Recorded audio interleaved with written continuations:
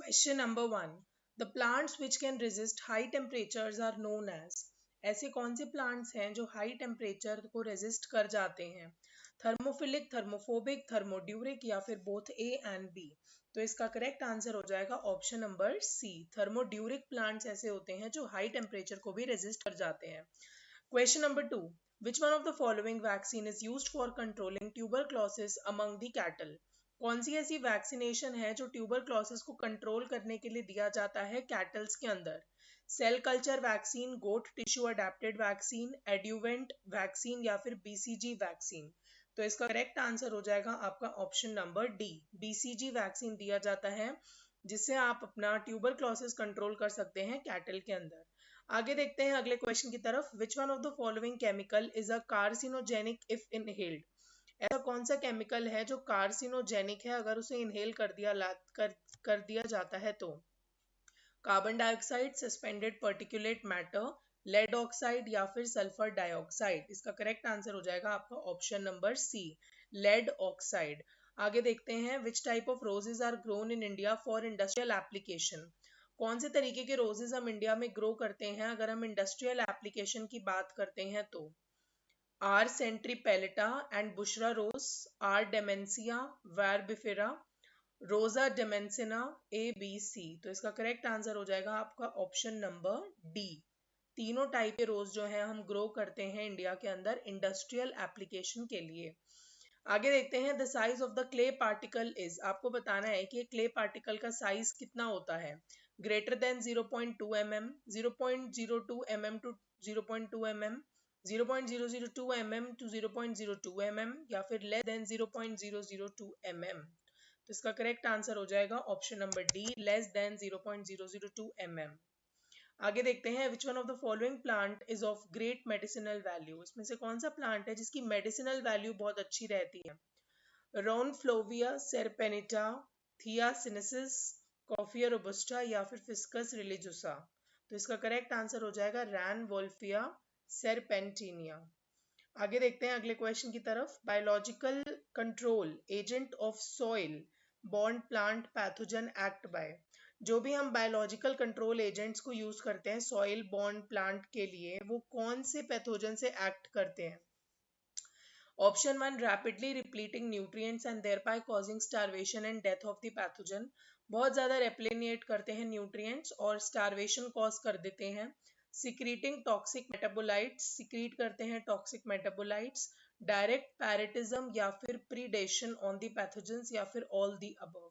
तो इसका correct answer हो जाएगा आपका option number D, all the above. आगे बढ़ते हैं। Nearly 80% of sugar cane in India is planted during. 80% जो है शुगर केन इंडिया के अंदर प्लांट किया जाता है ड्यूरिंग कौन से मंथ में? जुलाई से दिसंबर, मई से अगस्त, जून से अगस्त या फिर दिसंबर से अप्रैल। तो इसका करेक्ट आंसर हो जाएगा आपका ऑप्शन नंबर डी, दिसंबर से अप्रैल।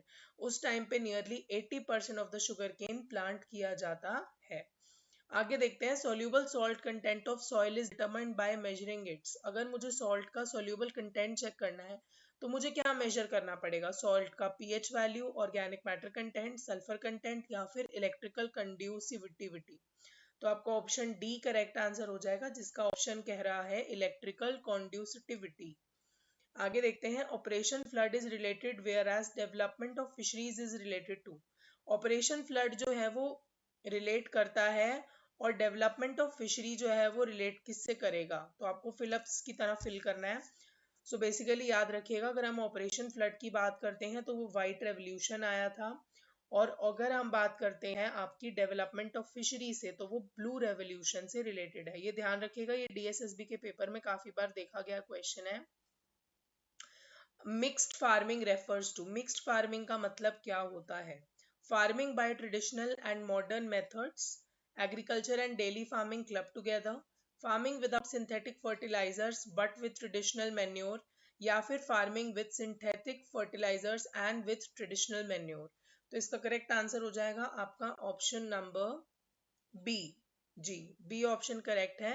एग्रीकल्चर भी होता है मिक्स्ड फार्मिंग में और डेयरी फार्मिंग भी होती है, दोनों को आपस में क्लब कर दिया जाता है।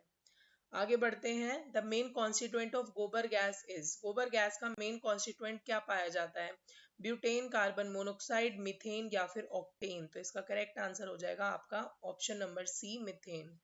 विच gas does not pollute air? कौन सी गैस है जो एयर पल्यूट नहीं करती for human and animal consumption के लिए? Carbon monoxide, nitrogen dioxide, sulphur dioxide या फिर कार्बन डाइऑक्साइड। तो करेक्ट आंसर हो जाएगा कार्बन डाइऑक्साइड। कौन सी गैस है जो पल्यूट नहीं करती air for human and animal consumption के लिए? आगे देखते हैं last question. FAO does not give technical assistance in the following project. FAO की फुल फॉर्म होती है फूड, मैं आपको यहाँ दिखा देती हूँ कि FAO की ऑर्गेनाइजेशन क्या है, फुल फॉर्म क्या होता है, उसका एब्रीवेशन कहाँ यूज किया जाता है। Basically FAO stands for food and agriculture organisation. आप ये सिंबल यहाँ देख सकते हैं। आप इसकी कुछ इमेजेस भी देख सकते हैं कि FAO ऑर्गेनाइजेशन जो है बेसिकली किसके लिए काम करता है, या वो यूनाइटेड नेशंस से लिंक्ड है या क्या है। तो आप यहाँ पर इमेजेस को देख सकते हैं। तो बाकी क्वेश्चन की बात करते हैं कि FAO जो है वो टेक्निकल असिस्टेंस नहीं देता कुछ प्रोजेक्ट्स के अंदर। तो वो प्रोजेक्ट कौन सा होगा? Dairy, soil and water management, fishery या फिर सिविल एविएशन। तो इसका करेक्ट आंसर हो जाएगा आपका सिविल एविएशन। FAO जो है वो टेक्निकल असिस्टेंस नहीं देता इस प्रोजेक्ट में। तो इसका आंसर हो गया आपका सिविल एविएशन। तो आज की सीरीज के लिए इतना। Welcome back, friends. I hope you liked today's session and it was a fruitful session for all of you. So, keep subscribing the channel, kindly give a like, share, and spread the videos as much as possible so that our channel can have a lot more subscribers in the future. And these videos should actually be served to those people who really are in need of them. So please share it and we will meet in the next video. Till then, take care. Okay, bye bye.